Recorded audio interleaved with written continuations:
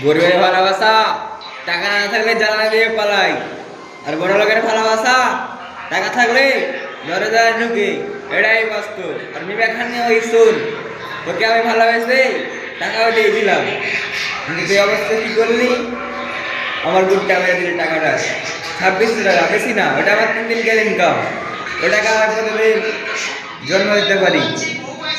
3 2400, 2600 টাকা, ওটা 3 দিনের টাকা। কি বুঝলি? তোর মতন মাকে কি আমার প্রতিদিন একটা গেড়ে ওরা সব ক্ষমতা রাখি, কিন্তু আমি করবো না।